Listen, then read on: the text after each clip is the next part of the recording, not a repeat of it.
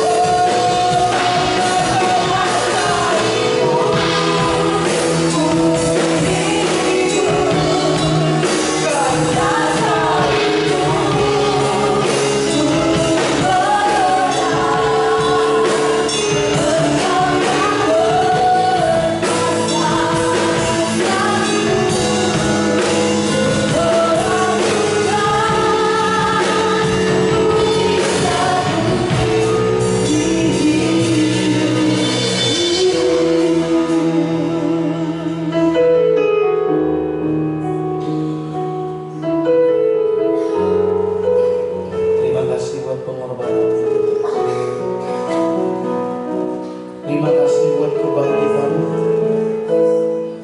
Terima kasih Tuhan buat kasih.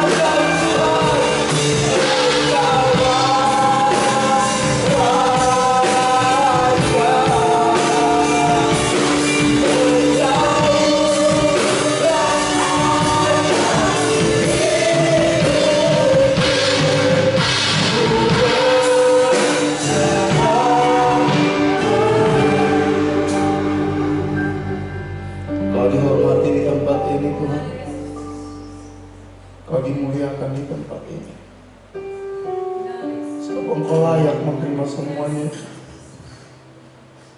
Engkau layak menerima segala pengagungan kami. Engkau layak menerima yang terbaik dari kami, Tuhan. Engkau Allah yang sudah turun ke dunia, mati di atas kayu salib untuk dosa-dosa kami, dan Engkau bangkit dari kematian, membuktikan bahwa Engkau Tuhan. Engkau sudah kalahkan maut, Engkau sudah menang atas maut. Terima kasih Tuhan, karena kami menyembah Allah yang benar. Berpujilah Engkau kekal selama-lamanya. Berbicara Engkau di tengah-tengah kami. Ajari kami kebenaran firman-Mu. Buat kami mengerti kehendak-Mu. Singkapkan rahasia kebenaran-Mu sampai kebenaran itu memerdekakan kami. Urapi hamba-Mu, urapi setiap kami, segala pekerjaan setan, roh-roh jahat, roh teritori diam. Kami ikat, kami perintahkan keluar dari tempat ini dalam nama Yesus. Segala filsafat-filsafat palsu manusia yang menguasai pikiran kami tunjukkan di bawah kebenaran firman. Kami sambut firman-Mu dalam nama Tuhan Yesus. Haleluya. Amin. Silakan dulu Bapak Ibu Saudara. Selamat pagi. Selamat Pasca, Passover.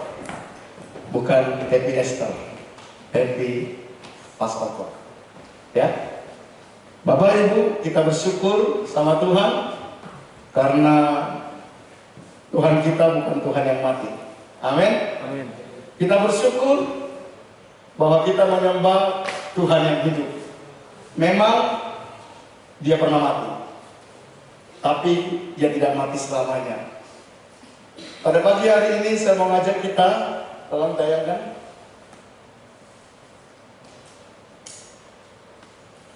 Saya mau berbicara tentang kuasa kebangkitan Kristus.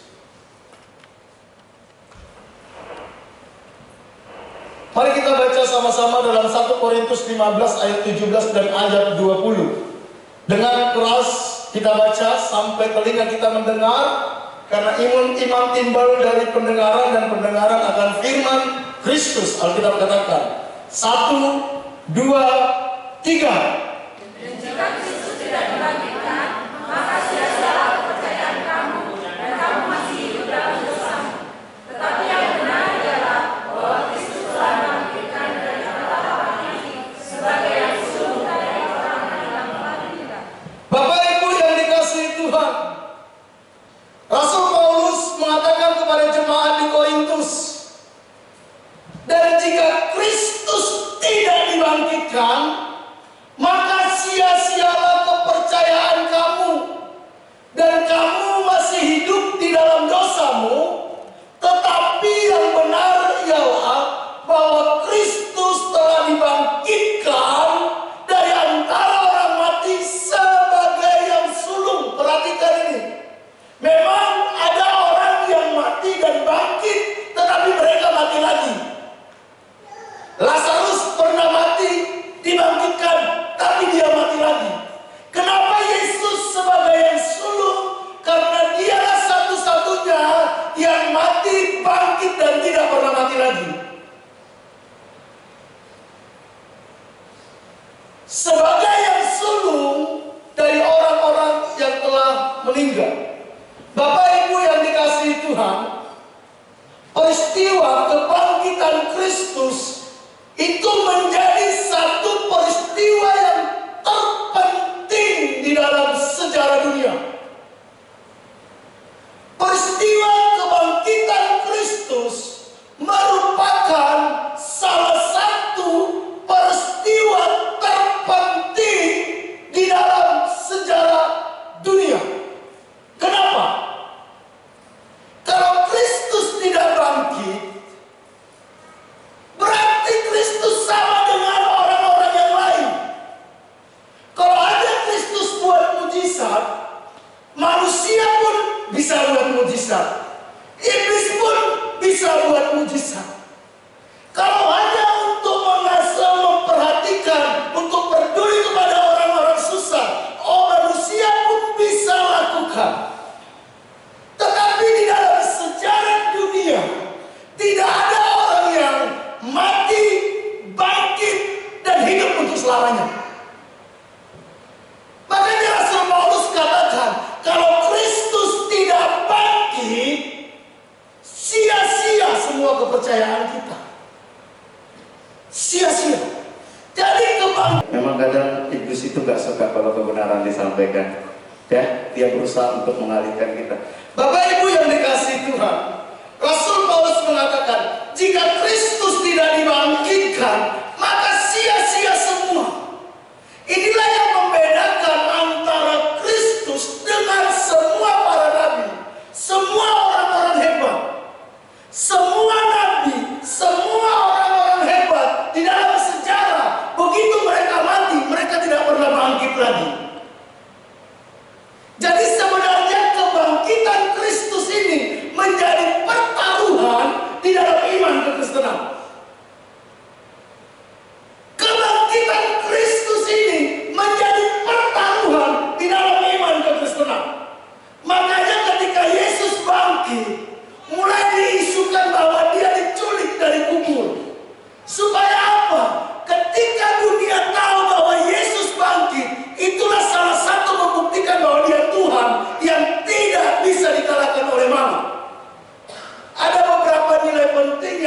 kita sadari dari kuasa kebangkitan Kristus, ada beberapa nilai yang harus kita terima sebagai iman kuasa kebangkitan Kristus. Yang pertama, kebangkitan Kristus membuktikan bahwa firman Tuhan tidak pernah gagal. Amin. Kebangkitan Kristus membuktikan bahwa firman Tuhan tidak pernah gagal. Bapak Ibu, firman Tuhan yang mana? Sebelum Yesus lahir, ribuan tahun sebelum Yesus lahir, sudah dinubuatkan tentang kelahiran, kematian, dan kebangkitannya.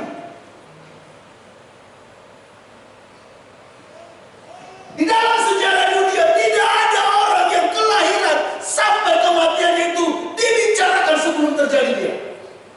Tetapi Yesus sudah dinubuatkan oleh para nabi. Mazmur 16 ayat 10 dikatakan seperti ini. Sebab engkau tidak menyerahkan aku ke dunia orang mati, dan tidak membiarkan orang kudusmu melihat kebinasaan. Bapak Ibu, ketika Daud berbicara ini, tentu dia bukan berbicara tentang dirinya. Kenapa? Karena Daud mati dan tidak bangkit. Tetapi ketika dia menyampaikan firman ini, Daud sedang menubuatkan tentang Kristus. Daud sedang menyampaikan pesan Tuhan tentang Kristus. Dia katakan bahwa engkau Allah Bapa tidak menyerahkan aku, berbicara tentang Yesus, ke dalam dunia orang mati. Memang dia mati, tapi dia tidak selamanya di dalam kubur, saudara. Jadi berbicara kebangkitan Kristus, itu berbicara bahwa firman Tuhan tidak akan pernah gagal. Bapak Ibu, mari. Ada banyak janji firman Tuhan dalam hidup kita. Jangan pernah ragukan. Jangan pernah ragukan janji firman Tuhan. Ketika Tuhan sudah berfirman, dia pasti menggenapi. Tinggal waktunya kapan, caranya bagaimana, itu bukan urusan kita. Banyak orang kenapa nggak mengalami mujizat Tuhan? Karena dia berusaha firman Tuhan digenapi dengan caranya sendiri dan dengan waktunya sendiri. Tidak, saudara. Dia harus tetap Tuhan yang berdaulat. Dia yang menentukan kapan firman itu digenapi dan bagaimana firman itu digenapi. Kebanyakan orang jatuh itu karena tidak sabar menunggu firman Tuhan digenapi dalam hidupnya. Kebanyakan orang jatuh karena mereka tidak sabar menantikan atau tidak tahu bagaimana Tuhan bekerja lewat hidupnya. Bahkan Yesus bilang gini, saudara. Sebelum dia mati, dia sudah katakan. Kemudian mulailah Yesus mengajarkan kepada mereka bahwa anak manusia harus menanggung banyak penderitaan dan ditolak oleh tua-tua, imam-imam kepala, dan ahli-ahli Taurat, lalu dibunuh, dan apa Bapak Ibu? Bangkit. Saudara nggak tahu apa yang terjadi pada diri saudara setelah mati, benar? Bahkan kita nggak tahu apa yang terjadi dalam hidup kita besok, 2 hari lagi, minggu depan. Tapi Yesus sudah tahu apa yang akan terjadi dalam hidup dia. Makanya waktu Jumat kemarin saya katakan, ketika Yesus keringatnya seperti darah, peluhnya seperti darah, dia ketakutan, bukan ketakutan menghadapi kematian. Karena dia sudah tahu dia pasti mati. Tapi dia juga tahu bahwa dia pasti bangkit. Jadi ketakutan Yesus bukan karena takut mati saat itu. Tapi dia begitu takut, dia ditinggal oleh papanya, ditinggal oleh Allah Bapa. Karena dia harus menanggung murka Allah kepada dirinya. Semua murka Allah terhadap dosa manusia ditanggungkan kepada Yesus. Makanya di atas kayu salib dikatakan, Eloi, Eloi, lama sabachthani. Allahku, Allahku, mengapa engkau meninggalkan aku? Yesus sudah tahu bahwa dia pasti bangkit. Yesus sudah tahu. Markus 9 ayat 31 dikatakan, sebab ia sendiri mengajar murid-muridnya. Ia berkata kepada mereka, anak manusia akan diserahkan ke dalam tangan manusia, dan mereka akan membunuh dia, dan 3 hari sesudah ia dibunuh, ia akan bangkit. Bapak Ibu yang dikasihi Tuhan, kebangkitan Kristus membuktikan bahwa firman Tuhan itu tidak akan pernah gagal. Amin. Apapun yang Tuhan firmankan tidak akan gagal. Alkitab katakan, lebih gampang bagi Tuhan menghancurkan seluruh bumi ini daripada tidak menggenapi 1 iota pun dari Taurat, dari firman Tuhan. Karena itu mari Bapak Ibu, dalam kebangkitan Kristus ini, ketika kita mempercayai firman, itu bukan sebuah tindakan yang sia-sia. Isi hidup kita dengan firman. Biar firman itu yang mengontrol hidup kita. Biar firman itu yang mengendalikan hidup kita. Dan firman itulah yang membawa kita masuk ke dalam rencana Tuhan. Inilah kenapa kita selalu saya ingatkan. Kenapa saya mengajak jemaat setiap hari membaca minimal 1-2 pasal 1 hari. Setiap minggu kita bahas firman. Karena saya tahu ketika hidup kita dipimpin oleh firman, ketika hidup kita dikontrol oleh firman, maka hidup kita akan masuk ke dalam rencana kekal Bapa. Mazmur 1 ayat 1-3 dikatakan, berbahagialah orang yang tidak duduk dalam apa? Coba kita baca Mazmur 1 ayat 1-3 Bapak Ibu.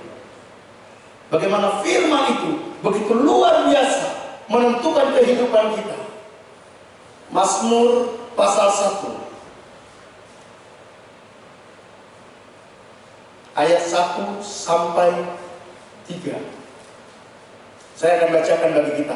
Berbahagialah orang yang tidak berjalan menurut nasihat orang fasik, yang tidak berdiri di jalan orang berdosa, dan yang tidak duduk dalam kumpulan pencemooh, tetapi yang kesukaannya ialah Taurat Tuhan, dan merenungkan Taurat itu siang dan malam. Ia seperti pohon yang ditanam di tepi aliran air, yang menghasilkan buahnya pada musimnya, dan yang tidak layu daunnya.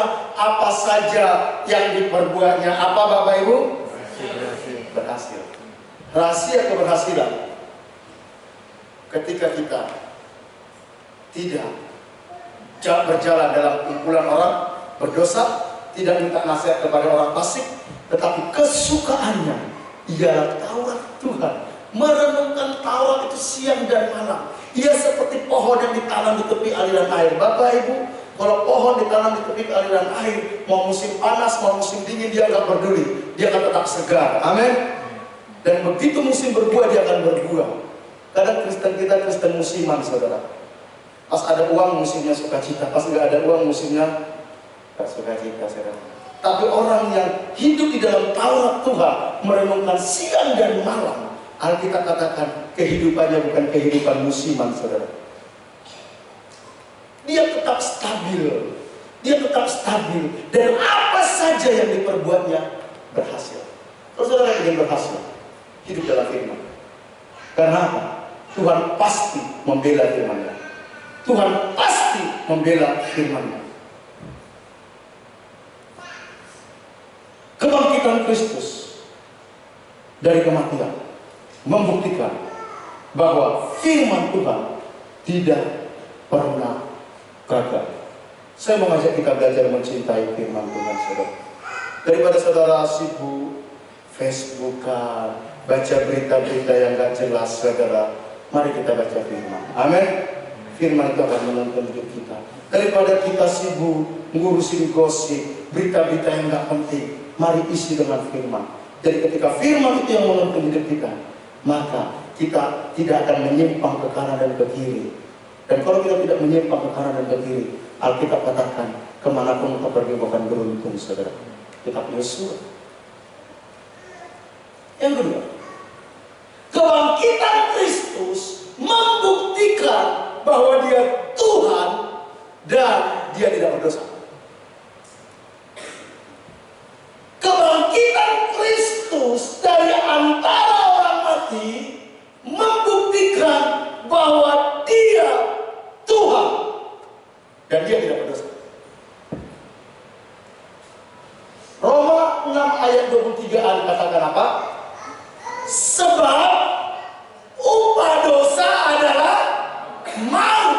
Dosa membuat manusia mati. Maut artinya mati atau terpisah dari Allah, terpisah dari Tuhan. Itulah artinya maut. Kemenangan Yesus dari maut membuktikan bahwa dia Tuhan dan dia tidak berdosa. Semua orang yang hidup mati dan tidak bangkit karena mereka masih hidup dalam maut. Karena mereka masih dikendalikan oleh dosa.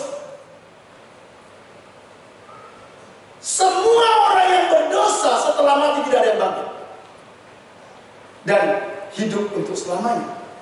Hanya Tuhan yang bisa mengalahkan maut dan hidup untuk selamanya.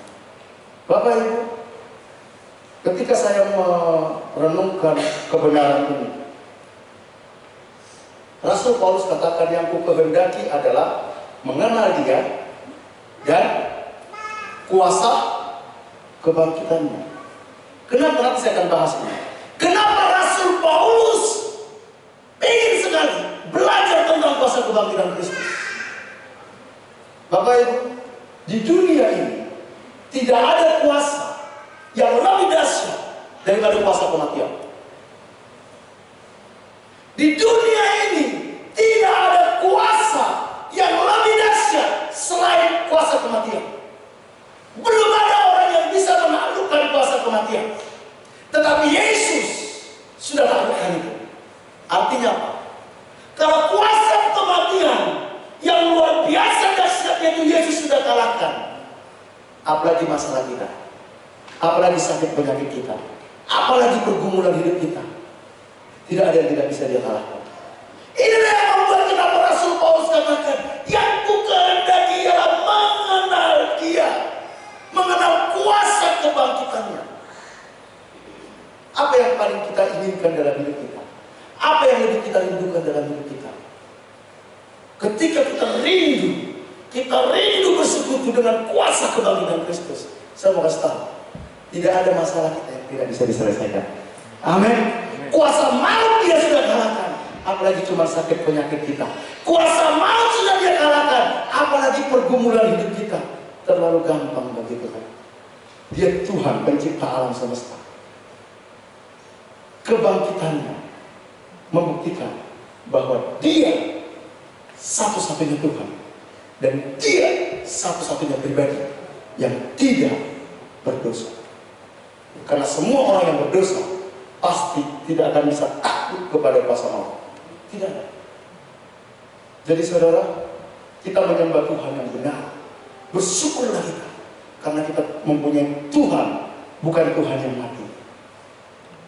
Satu-satunya Tuhan yang hidup hanya Yesus, saudara. Satu-satunya. Dunia ini banyak orang mengakui sebagai Tuhan, tapi tidak ada satupun yang hidup. Hanya Yesus yang bangkit dari kematian. Inilah yang membuat kenapa Rasul Paulus harus tekankan, kalau Kristus tidak mati, sia-sia. Sama dengan agama-agama lain, sama dengan Tuhan-Tuhan yang lain, di mana mereka menyembah patung, mereka menyembah pohon, mereka menyembah Allah yang mereka tidak kenal. Kita katakan, mereka menyembah Allah yang mati, yang punya telinga tapi tidak mendengar, yang punya mulut tapi tidak bisa bicara, yang punya mata tapi tidak bisa melihat. Tetapi bersyukurlah bagi Tuhan, karena kita menyembah Allah yang hidup. Dia punya telinga, dia bisa mendengar, dia punya mata, dia bisa melihat, dia punya mulut, dia bisa berbicara kepada kita. Amin. Inilah kuasa kebangkitan itu, saudara. Kita punya Tuhan yang bisa mendengar keluhan kita. Kita punya Tuhan yang punya mata, yang bisa melihat apa yang kita lakukan, pergumulan hidup kita. Kita punya Tuhan yang punya tangan, yang bisa menolong kita, saudara. Kebangkitan Kristus membuktikan bahwa Dia Tuhan. Yang ketiga, kebangkitan Kristus membuktikan bahwa semua orang yang percaya kepada Yesus dibenarkan dari dosanya. Bapak Ibu, kalau Yesus tidak bangkit, pengorbanannya hanyalah kesia-siaan. Kalau Yesus tidak bangkit, darahnya sama dengan darah para nabi. Kalau Yesus bilur-bilurnya sama dengan bilur-bilur yang lain. Saudara, zaman Yesus bukan cuma Yesus yang disalibkan. Pada zaman itu, disalibkan itu hal yang biasa bagi para pemberontak, bagi para orang-orang yang melakukan kejahatan-kejahatan. Tetapi Yesus satu-satunya yang disalibkan bukan karena kesalahannya. Yesus disalibkan karena dosa-dosa kita, Bapak Ibu. Matius 20 ayat 28 berkata, sama seperti anak manusia datang bukan untuk dilayani, melainkan untuk melayani dan untuk memberikan nyawanya menjadi tebusan bagi banyak orang. Bapak Ibu, pengorbanan Yesus di atas kayu salib cukup untuk mengampuni dosa kita. Amin. Mungkin kau berkata, saya orang paling berdosa, Pak. Apa cukup darah Yesus? Saya mau kasih tahu, sebesar apapun dosamu, pengorbanan Yesus di atas kayu salib cukup mengampuni. Amin. Pengorbanan Yesus di atas kayu salib cukup untuk menyucikan dosa kita. Bukan karena perbuatan baik kita, bukan karena amal ibadah kita. Alkitab katakan semuanya itu seperti kain kotor di hadapan Tuhan. Tapi ketika kita tahu Kristus mati dari kita dan kita percaya kepada Dia, saat itulah Yesus mengampuni dosamu. Saat itulah Tuhan menyucikan segala pelanggaran kita. Bapak Ibu, inilah berita sukacita dari kebangkitan itu. Di hadapan Bapa, kita Tuhan tidak lagi melihat siapa diri kita. Ketika kita menyatu dengan Kristus, maka Bapa bukan lagi melihat siapa diri saya, tapi melihat apakah Kristus ada dalam diri saya. Apakah Kristus ada dalam dirimu. Makanya izinkan Dia sebagai satu-satunya Tuhan, Juru Selamat dan Raja atas hidup kita. Sehingga Bapa nanti menghakimi kita. Bapa lihat bukan lagi siapa kita, tapi apa yang ada dalam diri kita. Apakah Kristus ada dalam diri kita. Makanya Rasul Paulus katakan, yang ku kehendaki adalah mengenal Dia dalam kuasa kebangkitannya dan bersekutu di dalam kematiannya. Bersekutu dalam kematian Kristus. Saya akan bahas nanti di kesimpulan, saudara. Kebangkitan Kristus membuktikan bahwa semua orang yang percaya kepada Yesus dibenarkan dari dosanya. Bapak Ibu, ini menjadi sebuah kebenaran yang sangat luar biasa. Karena apa? Dunia berusaha untuk menyelamatkan dirinya dengan segala perbuatan baiknya, dengan segala amal ibadahnya, tapi tidak ada satupun yang bisa menyelamatkan dia. Tapi kita diselamatkan karena Yesus mati di atas kayu salib. Yang ketiga, yang keempat, jika Yesus tidak dibangkitkan, maka nyawanya, saya sudah bahas tadi, nyawanya dan darahnya sama dengan nyawa semua orang yang pernah mati dan tidak berkuasa menebus dosa. Bersyukurlah Yesus bangkit, saudara. Makanya inilah yang selalu berusaha dihalangi berita ini ketika kebangkitan Kristus. Supaya dunia tidak tahu bahwa Yesus bangkit, saudara. Isu inilah yang pertama disebarkan. Sampai serdadu-serdadu dibayar ya, supaya memberitakan bahwa Yesus itu diculik, saudara. Karena apa? Berita kebangkitan Kristus itu sangat penting sekali. Sangat penting. Roma 4, kita baca sama-sama. 1, ada di slide. 2, 3.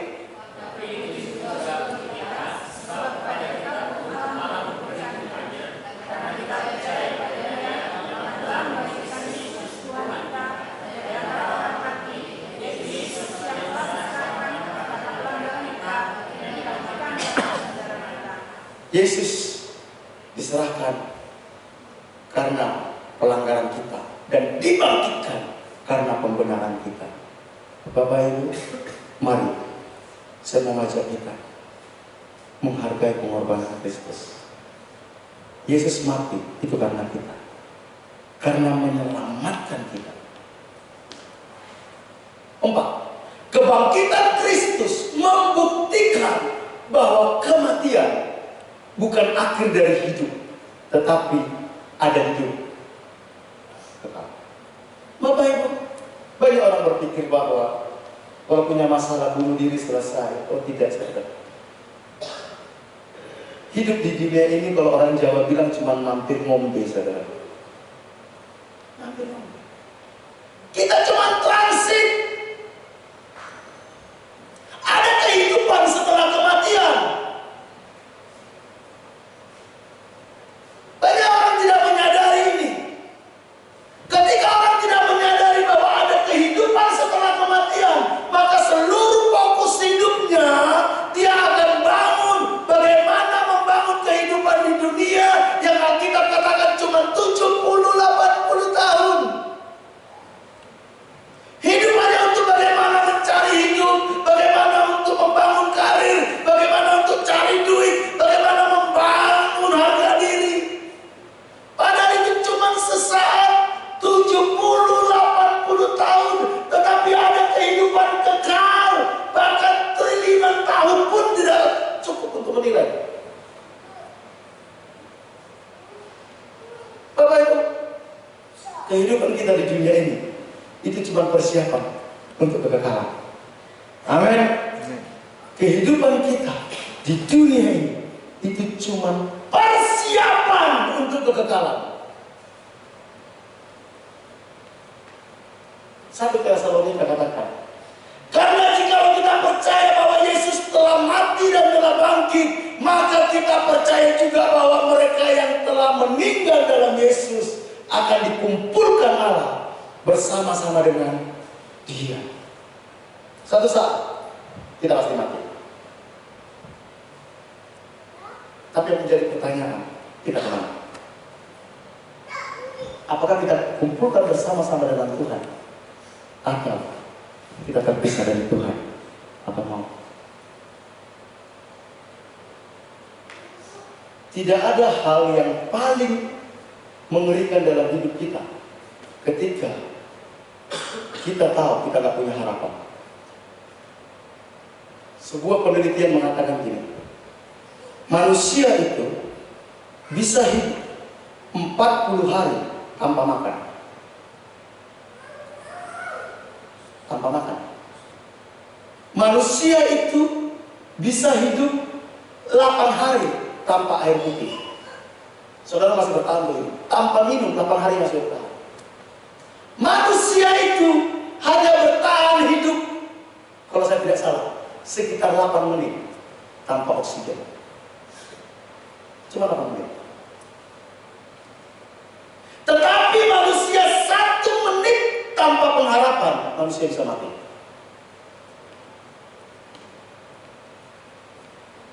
Satu menit tanpa pengharapan bisa mati.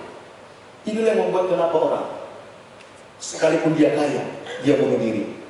Sekalipun dia punya segalanya, dia bunuh diri karena dia sudah tidak punya pengharapan lagi. Bapak Ibu, selama-lamanya kita hidup di dunia ini, bikinlah kita paling hebat seperti kata Khairul Anwar. Saya ingin hidup berapa? 1000 tahun lagi. Bikinlah saudara bisa hebat hidup 1000 tahun. Begitu saudara bayangkan setelah kematian, kekekalan, saudara nggak tahu kemana. Itu hal yang paling mengerikan dalam hidup kita.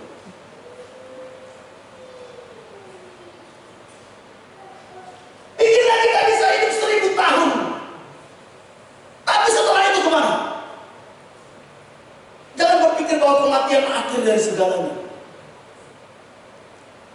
Satu saat kita akan masuk sebuah kehidupan nyata.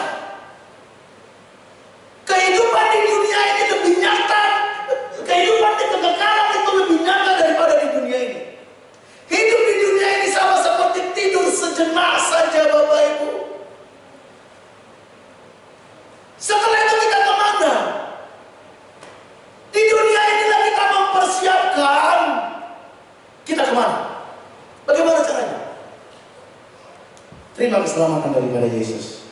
Izinkan Dia berdaulat dalam hidup kita. Masuk dalam rencana kekal Bapa. Jangan hidup untuk dunia.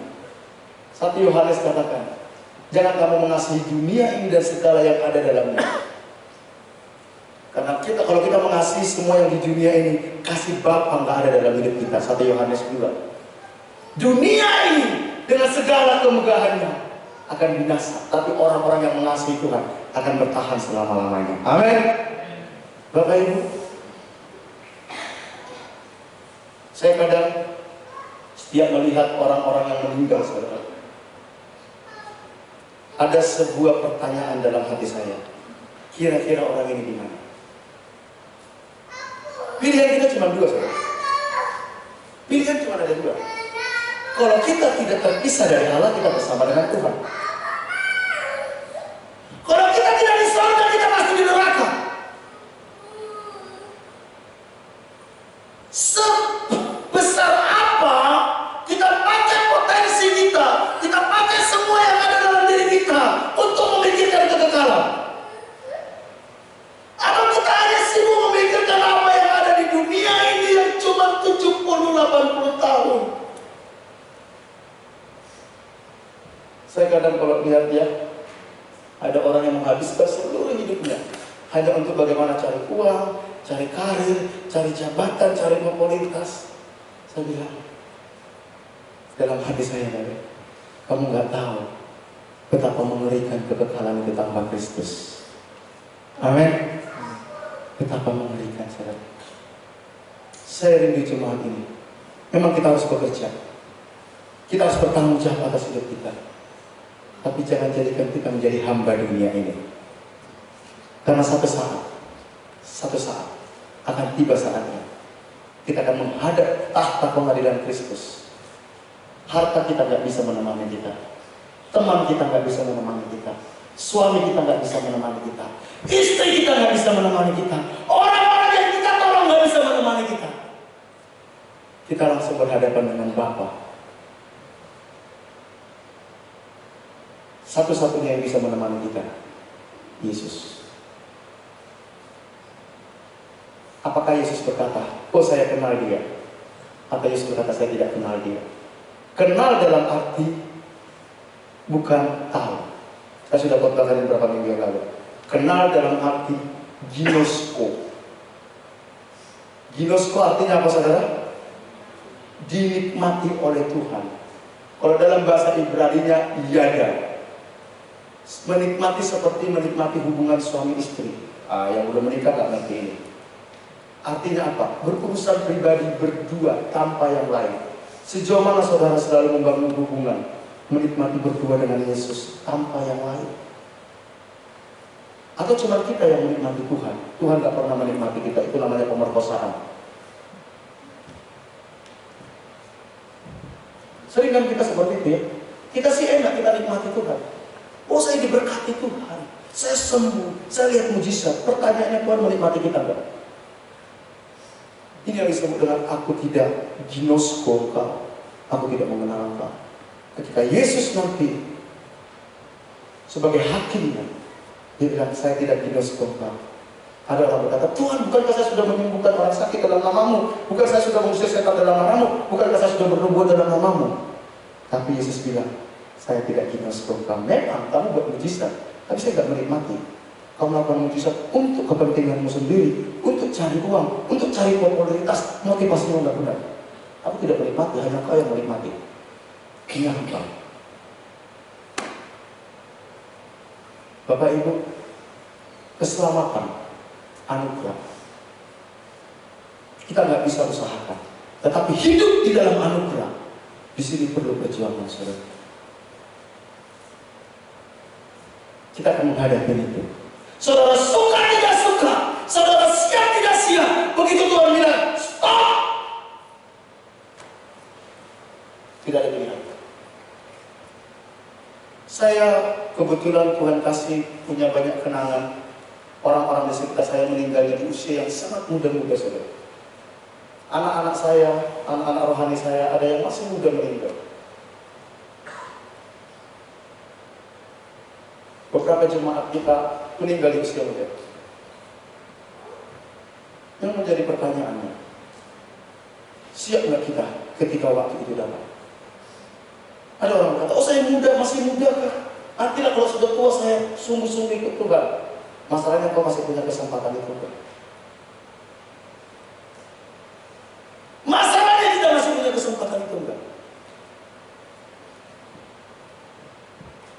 kita harus sadar, kebangkitan Yesus itu membuktikan ada kehidupan setelah kematian. Kematian bukan akhir dari segala-galanya, tapi kematian merupakan pintu masuk kepada kehidupan nyata. Pintu masuk di dunia ini mempersiapkan itu saja. Siaplah kita masuk ke dalam pintu itu. Kita butuh uang, kita butuh karir, kita butuh teman, kita butuh saudara. Makanya Yesus bilang ini, saudara, kalau kamu tidak takut kehilangan nyawamu karena ikut aku, kamu tidak layak masuk dalam kerajaan surga. Kita harus rela meninggalkan segalanya. Bukti bahwa kita percaya Yesus. Hal kerajaan surga seumpama orang menemukan sebuah ladang, saudara. Ya, di sana ada apamu? Ya. Yang dia lakukan apa? Dia pulang. Dia tidak disuruh untuk mencuri itu ladang, mencuri itu mutiaranya. Dia pulang, dia jual semua hartanya, dan dia beli itu, saudara, ladang. Kekristenan itu adalah Tuhan sudah kasih hal kerajaan surga di dalam Yesus Kristus. Itu mutiaranya, saudara. Tapi untuk bisa menikmati itu, kita harus rela kehilangan segala-galanya ikut Yesus. Inilah yang dilakukan bapak-bapak gereja, saudara. Inilah yang gak bisa ditangkap oleh anak muda yang kaya. Dia bilang, bagaimana supaya saya masuk surga? Anak muda ini dengan kepedean katakan, Yesus bilang gini, hormati orang tuamu, ikuti Taurat, hormati orang tuamu, jangan mencuri, jangan membunuh. Dia bilang, aku sudah lakukan sejak muda. Sampai satu saat Tuhan ajak dia lebih serius. Kalau kamu ingin sempurna, jual semua hartamu, berikan kepada orang miskin. Ikut aku. Dia nggak siap, saudara. Nggak siap. Yesus bilang lebih gampang seekor onta masuk ke lubang jarum daripada orang kaya masuk ke dalam kerajaan surga. Bandingkan dengan Sakeus. Bandingkan dengan Sakeus. Sakeus itu orang yang sangat kaya. Dia menunjukkan. Suatu saat dia dengar siapa Yesus. Tapi dia nggak percaya, nggak berani mendekati Yesus. Dia sadar dia orang berdosa. Sampai satu saat Yesus lewat dari kampungnya. Karena badannya pendek, saudara. Jadi ada untungnya juga badan pendek, saudara. Dia mau ketemu Yesus. Nggak bisa. Orang berdesak-desakan ikut Yesus. Tapi dia ingin tahu kayak apa sih Yesus ini. Mungkin dia sadar kekayaannya nggak cukup mampu memuaskan hatinya. Kekayaannya tidak cukup untuk membuat hidupnya bahagia. Kekayaan ternyata tidak bisa membuat hidupnya tenang akan hari esok. Dia mulai penasaran. Dia dengar tentang Yesus. Tapi ketika Yesus lewat, dia lihat ada banyak orang. Apa yang dia lakukan? Dia berlari mendahului orang. Saya kasih tahu, kalau engkau tidak berlari mendahului orang lain, engkau akan sulit ketemu Yesus. Dia berlari. Dia naik ke pohon ara. Dia tunggu Yesus. Pas Yesus lewat dari pohon ara itu, dia di atasnya. Yesus bilang ini, Sakeus, turun. Aku harus makan di rumahmu. Kenapa? Tuhan tahu kerinduan dia mencari Tuhan. Tuhan tahu betapa rindunya Sakeus untuk melihat kekekalan itu. Dia tahu betapa rindunya Sakeus untuk mengalami hidup kekal itu. Begitu Sakeus, Yesus datang ke rumah Sakeus. Apa yang dia lakukan? Dia berdiri, saudara. Tuhan, setengah dari hartaku kubagikan kepada orang miskin. Dan kalau ada yang ku peras, saya kembalikan berapa kali lipat? 4 kali lipat. Hukum Taurat, kalau kita memeras orang, itu mengembalikan 2 kali lipat. Tapi Sakeus mengembalikan berapa? 4 kali lipat. Saya mau tanya, saat itu Sakeus miskin gak? Bangkrut gak, saudara? Bangkrut gak? Bangkrut, miskin mendadak. Miskin mendadak.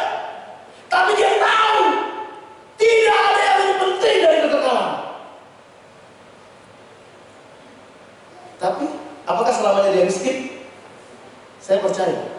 pasti kembalikan lagi. Bandingkan dengan Paulus juga. Paulus bilang, siapa Paulus? Dia itu ahli Taurat, ahli filsafat, tokoh agama, sangat disegani, sangat dihormati. Tetapi ketika dia ketemu sama Yesus, dia tinggal semuanya itu. Dia bilang semua anggap apa? Sampah. Supaya aku mendapatkan Yesus. Bukan seolah-olah aku sudah menerima, tetapi ini yang aku lakukan, kata Rasul Paulus. Aku melupakan apa yang ada di belakangku dan berlari-lari kepada panggilan ilahi. Saudara tidak akan pernah bisa melihat kekekalan kalau saudara masih merasa dunia ini begitu berarti bagi saudara. Rasul Paulus katakan, untuk saya bisa mendapatkan Yesus, saya anggap semua itu, kekayaan, popularitas, kepintaran, harga diri, kewarganegaraan, itu sampah. Jadi anugerah itu bukan murahan, saudara. Mahal sekali. Mahal sekali. Tapi banyak orang menganggap anugerah itu murahan. Saking mahalnya lah kenapa dia harus dikasih anugerah. Karena tidak akan sanggup kita membeli. Tapi bukan berarti murah. Kita harus memperlakukan sesuatu yang sangat berharga. Saya ini nggak begitu suka jam tangan, saudara. Nggak begitu suka jam tangan. Jarang saya pakai jam tangan. Saya punya dulu jam tangan 2 atau berapa itu saya nggak pernah pakai. Sampai suatu saat ada seorang teman membelikan saya jam tangan yang sangat mahal. Bagi saya itu sangat mahal karena harganya di atas 2 juta. Bagi sekelas saya itu ya, mungkin bagi orang lain itu biasa, tapi bagi saya itu sangat mahal. Di atas 2 juta saudara harganya. Walaupun saya nggak suka pakai jam tangan, saya harus pakai jam tangan itu. Kenapa? Bukan berarti karena gratis. Akhirnya saya buang. Saya asal-asalan. Justru karena itu mahal, saya hargai, saya pakai. Jam yang saya beli yang harga cuma ratusan ribu, saudara, 150-200 ribu, hampir nggak pernah saya pakai, saudara. Padahal saya mahal membeli, tapi yang gratis justru saya hargai. Seharusnya kita memandang anugerah seperti itu. Tapi banyak orang mengatakan karena gratis ya udahlah. Mari Bapak Ibu, ada kehidupan kekal setelah kematian. Jangan habiskan hidupmu hanya untuk dunia ini. Satu saat engkau akan menyesal. Menyesal.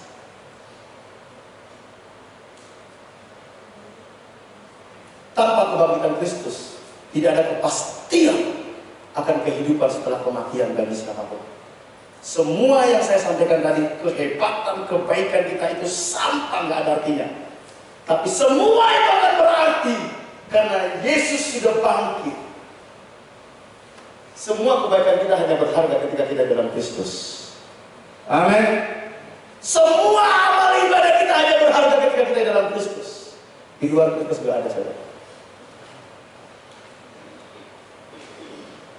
Atas dasar kebangkitan Kristus, orang percaya dapat memiliki keyakinan penuh atas hidup kekal. Percaya di sini, saudara, bukan cuma sekedar percaya akali. Perhatikan ya. Percaya di sini bukan percaya akali. Kalau saya lebih menyederhanakan, sebenarnya bukan percaya, tapi orang yang mempercayakan hidupnya kepada Tuhan. Itulah orang yang melihat hidup kekal, saudara. Dia tidak lagi mempercayakan hidupnya kepada dunia. Dia tidak lagi mempercayakan hidupnya kepada perusahaan. Dia tidak mempercayakan hidupnya lagi kepada apa yang ada di dunia, tapi hanya mempercayakan kepada Tuhan. Hanya mereka lah yang akan melihat hidup kekal. Kepercayaan itu akan membuat kita tunduk kepada Tuhan. Percaya itu akan membuat kita taat kepada Dia. Percaya itu akan membuat kita melakukan apa saja yang Dia perintahkan, sekalipun tidak masuk dalam akal kita. Itulah percaya. Bukan, oh saya percaya. Bukan akali, tapi harus sampai merasuk ke dalam jiwa. Dan itu menjadi gaya hidup kita. Ini yang dilakukan oleh rasul-rasul. Ini yang dilakukan oleh bapak-bapak gereja. Makanya jangan heran kalau kita lihat gereja mula-mula, para rasul, semua matinya itu dibunuh saudara, kecuali siapa? Yohanes. Kepercayaan mereka kepada Tuhan membuat mereka tidak menganggap dunia ini penting lagi bagi mereka. Rasul Paulus katakan, kalau disuruh memilih, saya ingin masih cepat-cepat pulang. Tapi kalaupun saya masih di dunia ini, saya bekerja untuk menghasilkan buah. Bagiku hidup mati adalah keuntungan. Tapi kalaupun aku hidup untuk memberi buah. Inilah seharusnya gaya hidup yang menghargai pengorbanan dan kebangkitan Kristus. Kita hidup karena kita memberi buah. Memberi buah. Buah bagi siapa? Kerajaan Allah. 5. Kebangkitan Kristus merupakan kepastian akan adanya penghakiman terakhir atas semua orang yang menolak Injil. Saya sudah jelaskan tadi, saudara. Satu saat kita akan dihakimi, saudara. Kebenaran yang kita tahu, itu nanti akan dipakai Tuhan menghakimi kita. Kebenaran yang sudah dibagikan, itulah yang akan dipakai Tuhan. Terus bagaimana kalau orang belum pernah mendengar Injil, Pak? Bagaimana Tuhan menghakimi mereka? Ada kebenaran yang Tuhan buat dalam hidup mereka. Apa, saudara? Hati nurani mereka lah yang menghakimi mereka. Kalau mereka melanggar hati nurani mereka, maka mereka akan dibinasakan, saudara. Tapi kita orang percaya, kita akan dihakimi sesuai dengan kebenaran yang sudah kita ketahui. Tapi orang yang tidak percaya, hati nuraninya nanti akan menghakimi dia. Makanya hati nurani itu apa, saudara? Conscience. Conscience. Con itu bersama-sama, science pengetahuan. Conscience itu mengetahui bersama. Apa yang mengetahui? Tuhan tahu, kita tahu, iblis tahu. Apa yang kita ketahui sama-sama, itu nanti akan menghakimi kita. Hati nurani. Makanya semakin saudara melanggar hati nurani saudara, semakin saudara sulit peka dengan suara Tuhan. Hati nurani itu dari bahasa Latin, conscience. Mari Bapak Ibu, kebangkitan Kristus bukan berarti hidup kita ya asal-asalan, bukan. Ada tanggung jawab yang Tuhan kasih. Amin. Ada tanggung jawab yang harus kita sadari.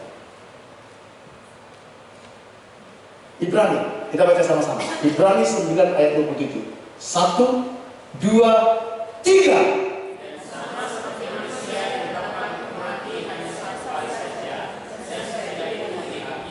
Bapak Ibu, mati satu kali, habis itu dihakimi. Orang yang di dalam Kristus mati cuma sekali, tapi orang di luar Kristus mati 2 kali. Kita mati, dihakimi, masuk ke dalam kekekalan. Di luar Kristus, mati, dihakimi, mati lagi dibinasakan. Saudara mau pilih mana? Suka tidak suka, setuju tidak setuju, siap tidak siap, satu saat kita pasti dihakimi. Karena Kristus pun sudah mati dan dia mau kita hidup seperti ini. Bagaimana respon kita? Ini terakhir, saudara. Biasanya kalau terakhir itu agak senang, saudara, ya. Haleluya, biasanya gitu. Jemaatnya senang, pendetanya juga senang, saudara. Saudara, bagaimana respon kita? Saya suka dengan Rasul Paulus. Rasul Paulus ini orang yang sangat luar biasa, saudara. Makanya, kalau kita lihat kitab Perjanjian Baru, dia yang paling banyak menulis, saudara. Kita baca sama-sama. 1, 2, 3.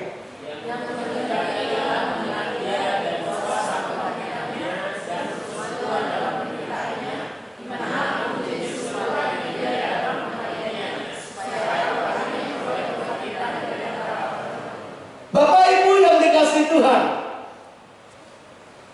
Rasul Paulus bilang gini, yang ku kehendaki ialah apa? Mengenal Dia. Kalau kita mau jujur dalam hati kita, apa yang kau kehendaki dalam hidupmu yang terpenting? Kawin kah? Punya mobil kah? Punya jabatan kan? Uang kah? Apa yang terpenting engkau kehendaki?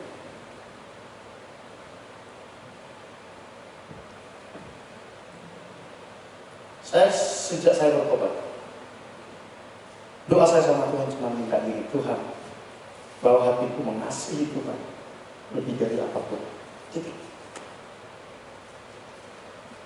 kalau saudara tidak minta itu, saudara akan gampang terpesona dengan semua yang ada di dunia ini, dan itu menipu mata kita.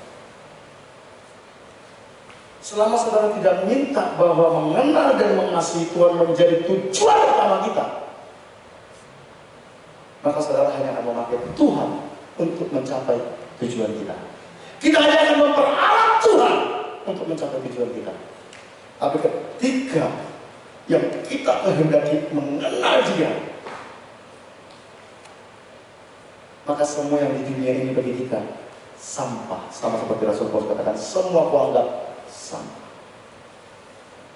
Seharusnya respon orang yang menerima anugerah, yang menerima kebangkitan Kristus, seharusnya seperti Rasul Paulus ini. Yang ku kehendaki ialah mengenal Dia. Apalagi yang dia kenal, kuasa kebangkitannya. Kenapa? Dengan kebangkitan Kristus ada pengharapan kekal. Dengan kebangkitan Kristus ada kemenangan. Dengan kebangkitan Kristus ada sukacita. Dengan kebangkitan Kristus hidup kita jadi berharga. Sukacita, keberhargaan kita tidak lagi ditentukan apa yang ada di dunia ini, tetapi kebangkitan Dia. Makanya sampai ada sebuah lagu berkata, Jesus is enough. Yesus itu cukup bagi kita. Saudara, kadang bagi kita Yesus itu nggak cukup. Harus ada mobil, ada rumah, ada macam-macam. Bila perlu yang lain dulu baru Yesus. Benar? Tapi Rasul Paulus bilang, yang kehendaki mengenal Dia dan kuasa kebangkitannya. Tidak cukup sampai di situ. Bersekutu apa? Persekutuan dalam penderitaan. Saudara, kita harus siap bersekutu dalam penderitaan Kristus. Apa penderitaan Kristus? Ketaatan total kepada Bapa. Ketaatan tanpa syarat. Sampai ketaatan itu membawa kematian. Karena saya sudah khotbahkan hari Jumat kemarin. Iblis itu gak bisa taat, tidak mengakui kedaulatan Bapa. Dia memberontak terhadap Bapa. Dia malaikat yang memberontak akhirnya dibuang ke bumi menjadi iblis. Makanya Bapa sedang mencari ada orang-orang, ada pribadi yang mau percaya taat kepada Bapa sampai tidak lagi memperhitungkan nyawanya. Yesus yang sulung, yang memberikan teladan untuk menjadi taat sampai kematian. Kita inilah sebagai saudara-saudara yang mengikuti jejak-jejak Kristus, yang mau taat sampai tidak lagi memperhitungkan nyawanya. Inilah orang-orang yang meresponi panggilan Tuhan, yang meresponi pengorbanan Kristus, dan meresponi kebangkitan Kristus. Sampai tidak lagi memperhitungkan nyawanya. Ini yang dialami oleh rasul-rasul bapak-bapak gereja. Makanya mereka sudah tidak takut mati lagi. Karena Kristus. Persekutuan dalam penderitaannya. Di mana aku menjadi serupa. Apa? Dengan Dia dalam kematian. Yesus bilang, kalau kamu tidak takut kehilangan nyawamu karena aku, kamu akan kehilangan nyawamu. Kekristenan ke depan bukan hal yang mudah. Kalau saudara melihat kegerakan kekristenan di dunia ini, kemarin saya melihat sebuah video, saudara. Saya tidak mau putar di sini karena saya takut anak-anak trauma. Bisa saya putar. Ada orang beribadah, kalau saya tidak salah di daerah Pakistan, karena mereka pakai jilbab Kristen. Tiba-tiba ada beberapa laki-laki, saudara, masuk, langsung digorok, darah muncrat. Saya merinding. Kita gara-gara flu aja udah gak ke gereja, saudara. Gimana mau mempertaruhkan nyawa? Gara-gara tender proyek 50 juta, 100 juta. Jangan kecilkan Kristus, saudara. Gara-gara diajak pacarmu kau kencan, kau tinggalkan gereja. Satu saat saya mau kasih tahu, pacarmu tidak akan bisa membela kau di kekekalan. Uangmu tidak akan bisa membela kau di kekekalan. Proyekmu tidak bisa membela kau di kekekalan. Hanya Kristus yang bisa membela kau. Kalau kau tidak menghargai Kristus, mulai dari sekarang, satu saat dia akan katakan, aku tidak mengenal engkau. Enyah kau dari hadapanku. Dia sudah total memberikan hidupnya. Dia tinggalkan semua kemuliaannya untuk menebus dosa kita.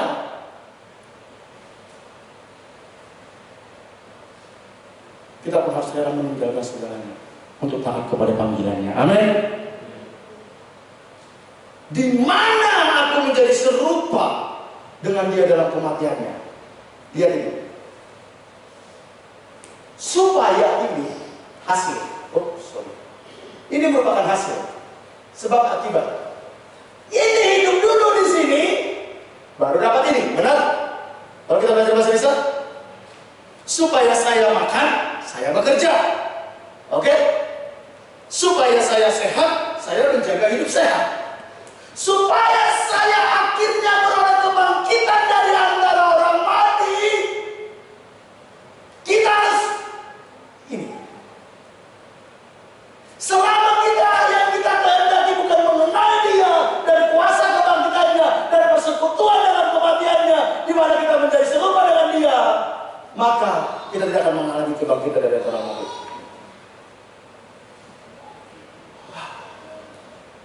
Jadi kekristenan itu bukan cuma sekedar saudara punya KTP Kristen, saudara ke gereja. No! Ada target yang Tuhan mau capai dalam hidup kita. Amin. Kalau cuma membawa agama, saudara, sebelum Yesus ada pun agama sudah banyak. Bukan itu yang Tuhan mau. Bukan itu yang Tuhan mau. Biar ini yang menjadi tujuan kita. Bapak Ibu, Yesus sudah mati. Yesus sudah bangkit. Tugasnya dia sudah selesaikan. Makanya di atas dosa dia katakan, finish, selesai. Sekarang tugas kita, saudara, melanjutkan keserupaan dengan Kristus, mengikuti jejak-jejaknya. Ketika kita mengikuti jejak-jejaknya, maka kita akan dibawa kembali kepada rancangan Allah yang semula. Apa rancangan Allah yang semula? Segambar dan serupa dengan Kristus. Gambar kepenuhan Allah ada di dalam Kristus. Disitulah baru kita layak nanti mengalami kebangkitan dari antara orang mati. Mari kita berdoa.